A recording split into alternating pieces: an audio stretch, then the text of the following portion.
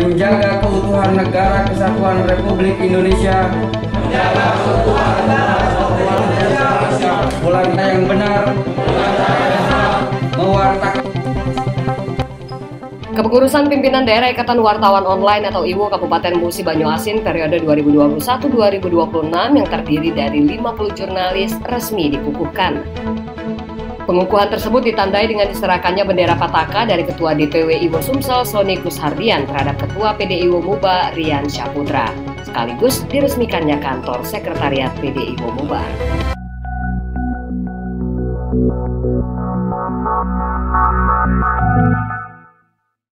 Selasa pagi tanggal 30 Maret 2021 bertempat di Auditorium Pemkab Musi Banyuasin, Kepengurusan Pimpinan Daerah Ikatan Wartawan Online Kabupaten Musi Banyuasin periode 2021-2026 resmi dikukuhkan.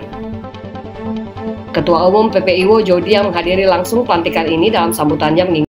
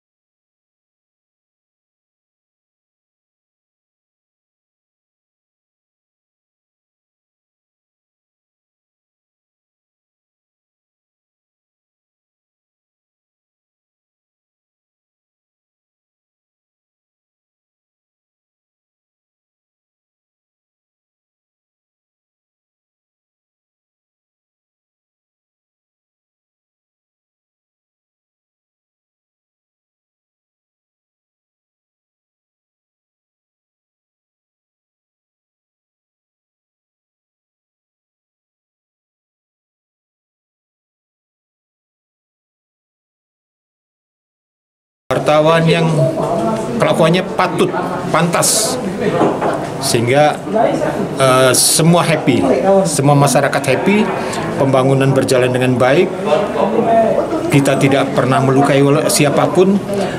Kritik itu boleh, tapi harus pantas, harus patut seperti yang disampaikan oleh waktu itu. Harapannya apa Ketum setelah lantiknya dari jajaran PDIWO Muba gimana?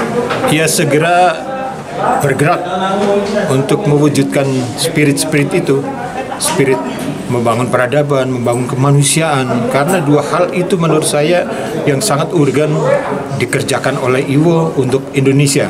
Menjunjung tinggi kode etik jurnalistik, kemudian juga tentu menyajikan berita fakta aktual, disajikan dengan keadaban yang tinggi. Ya, jangan brutal kalau main online itu.